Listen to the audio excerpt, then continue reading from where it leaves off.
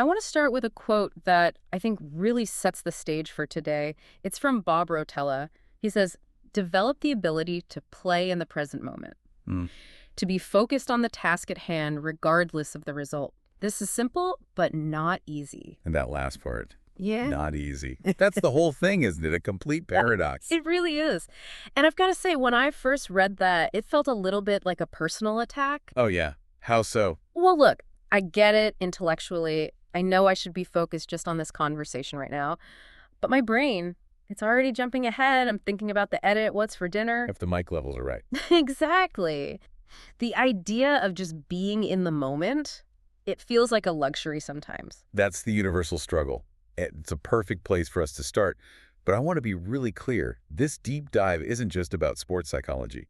We're not just talking about sinking a putt. No, not at all. Looking at the sources, the scope here is way bigger than that.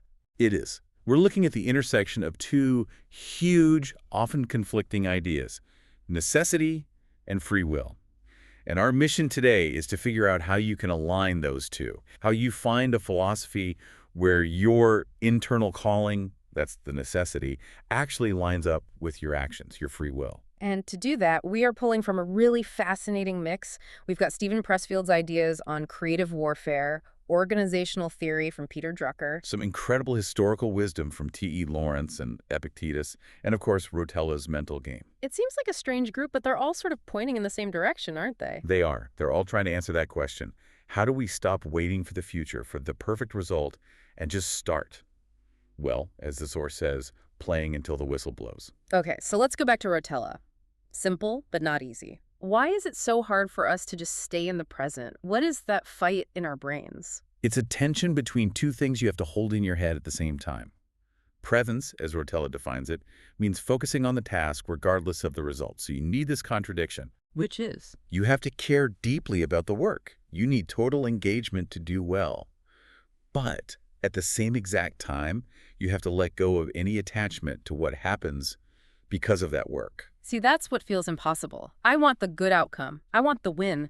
If I don't care about the result, why would I even bother doing the work? And that's the trap. The second you start thinking about the win, about the applause, you're not in the present anymore. You've time traveled to the future, and you can't perform in the future.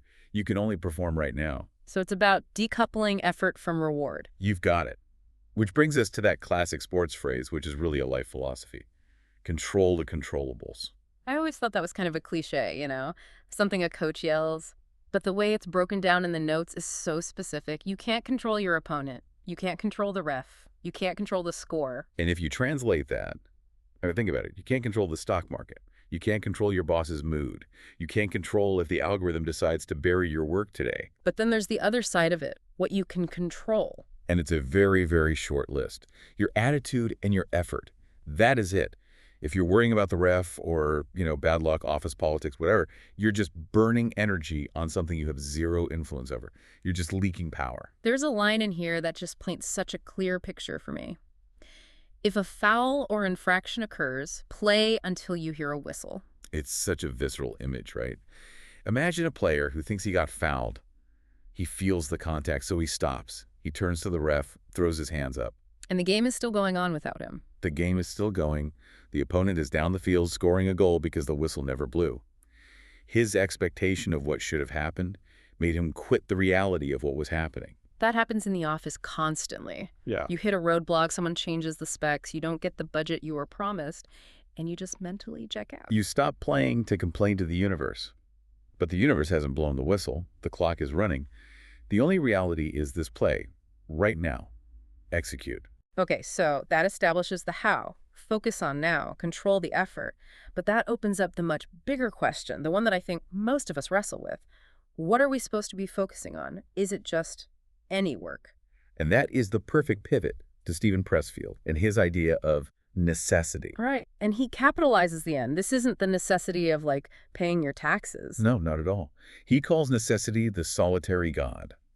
He's tapping into this really old idea of a calling, a vocation, something that's almost written into you. He says it's the works we are called by our unique genius to produce. The source uses Themistocles as the main example, and I have to admit, My ancient Greek history is a bit foggy. So Themistocles was an Athenian leader, Hmm. and the text says he had this gift, this ability to perceive necessities, dictates in advance of others. What does that mean, really? Like, you could see the future? Not with a crystal ball, No. but he looked at his situation at Athens, and he saw that it had to become a sea power to survive the Persian threat. He didn't just invent that idea. He perceived it as an objective reality that others couldn't see yet. It was necessary. So necessity isn't something you dream up. It's something you uncover. Exactly. You don't choose your talents or where you're born or what area you live in. That's all necessity. But then comes the other half of the puzzle, free will. And that's our part to play. That's where we get a say. Pressfield says we live at the intersection of necessity and free will. We don't get to choose the calling, but we have the agency, the free will to act on it. Or not. We get to decide if we answer the phone when necessity calls. And this is where it gets really practical for me.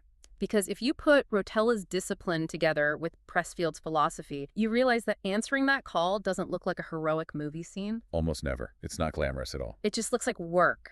The notes say necessity isn't found in some grand vision of glory. It's in the immediate, unglamorous work. That's the key connection. You might perceive your necessity is to be a writer, but your free will isn't dreaming about the book tour. Your free will is sitting down today, right now, and facing that blank page. That's the intersection. And it's usually quiet and difficult. But here's the problem. Let's say we have the discipline from Rotella, and we have the mandate from Pressfield. Why do we still get stuck? We know what we should be doing, but we just stagnate. And that brings us to Peter Drucker. And I think this is one of the most counterintuitive ideas we're going to talk about today. Drucker says that any successful organization, and I'd say any successful person, has to be a destabilizer. A destabilizer. I mean, that word sounds so negative. If I'm a destabilizing force at work, I'm probably getting fired. Yeah. We want stability, right? Safety. We crave it. But Drucker's point is that institutions and people are designed to conserve, to slow down change. The problem is, eventually they outlive themselves. They calcify. Calcify, like arteries hardening. Exactly that. They get brittle. We cling to yesterday's solutions for today's problems. You think, this worked for me 5 years ago, I'll just do it again. But the world has moved on. By trying to stay stable, you're actually falling behind. Drucker makes this really sharp distinction between revolution and innovation. I think we tend to romanticize revolutions, a fresh start. We do. A new dawn. But Drucker just demolishes that idea. He says a revolution is not an achievement. He calls it a sign of senile decay. Wow. Senile decay, that's harsh. It's meant to be. A revolution means you're smashing the system because it's completely broken. And Drucker's point is, if you get to that point where you have to burn your life down and start over, it means you failed to renew yourself along the way.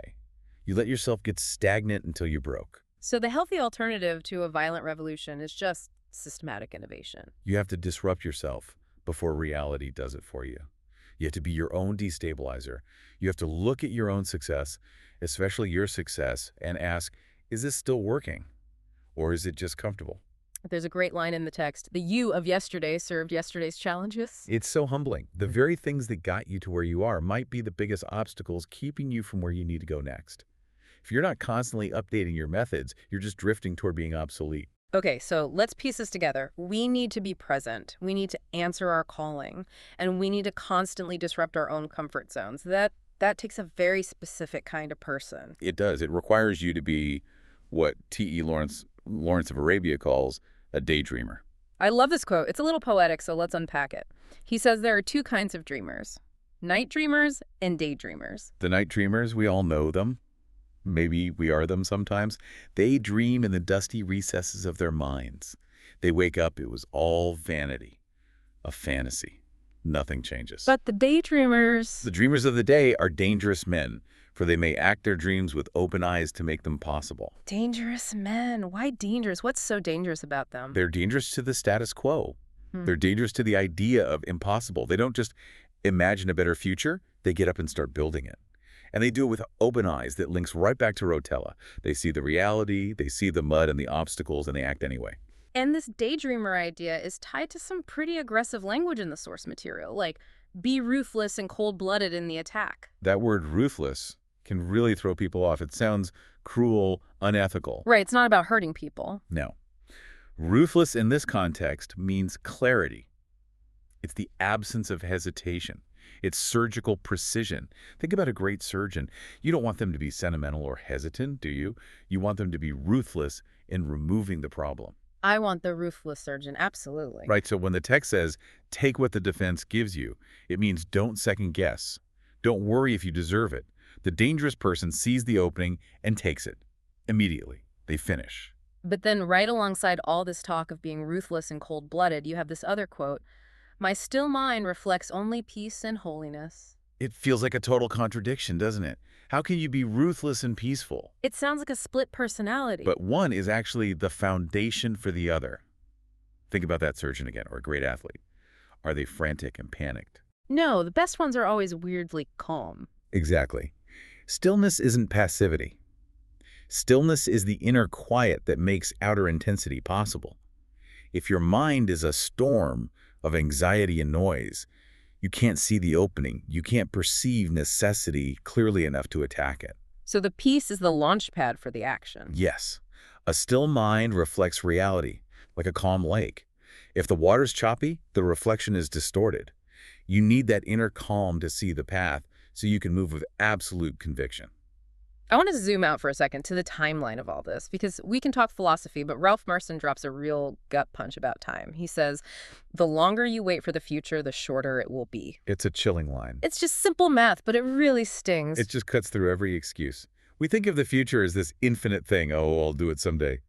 Marston is saying that someday is a container that's shrinking every single day. And he also says, what you do today can improve all of your tomorrows. That's the compounding effect. We get it with money, right? Invest early. But it's true for action. If you start today, that effort compounds. It ripples out. If you wait, you're not just losing today, you're killing all the potential growth that could have come from it. But then there's this surprising ingredient in the mix. We've talked about discipline, ruthlessness, necessity. And then the source says, the principal ingredient in life is love. Yeah, it kind of catches you off guard. It feels almost soft compared to everything else. So how does love fit in with being a ruthless daydreamer? Well, why are you doing any of this? Why go through the discipline? It can't just be for a paycheck. The note suggests that work without love is just a transaction. To really attack a problem, to finish, to innovate, you have to care. You have to love the work, or at least love the people you're doing it for. Ralph Waldo Emerson has that incredible definition of success. To know even one life has breathed easier because you have lived. And that just reorients everything. We started with free will, which sounds so individualistic. My will, my success. But Emerson and Helen Keller, who's also quoted, alone we can do so little, together we can do so much. They remind you that your personal necessity is almost always about serving something bigger than yourself. So finding your calling isn't a selfish act. Not at all. Yeah. It's actually a service to the group.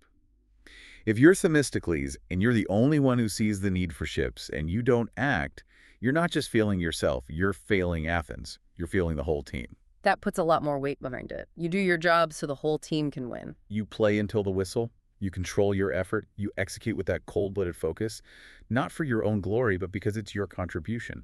That's how you make a life breathe easier. So to bring this all home, we've gone from ancient Athens to the modern workplace. We have. We started with Rotella. Be present, care deeply, but let go of the result. Then Pressfield. Yeah. You live at that intersection of necessity and free will. Your job is to answer the call. We brought in Drucker to tell us we have to disrupt our own habits, or we'll turn to stone. We want innovation, not revolution. And Lawrence told us to be daydreamers, acting with open eyes, ruthless clarity, and a still mind. All of it driven by the urgency of time and the motivation of love. There's one last phrase in the notes that I think just nails the final takeaway. It's so simple. Use it or lose it. It's the bottom line. Yeah. Presence isn't a trophy you put on a shelf. Discipline isn't a personality trait. They're muscles. So being present yesterday does nothing for me today. Nothing. If you're less present today than you were yesterday, that muscle is atrophying. If you ignore your necessity, that inner voice gets quieter. You are literally losing the ability to act. That's terrifying, but it's also really empowering because it means you can start building it back right now. The source says the only person you should try to be better than is the person you were yesterday. It's the only game. Did you use the muscle today? I want to leave everyone listening with one final thought. We've been talking about playing until the whistle blows. Well, for you, right now, the whistle hasn't blown. You're still in the game. You are standing at that exact intersection of necessity and free will in this very moment. So the question is, what's the one controllable, your attitude, your effort, that you're ignoring because you're too busy staring at the scoreboard? Stop looking at the score. Play the play. Thanks for diving in with us. Play until you hear the whistle. See you next time.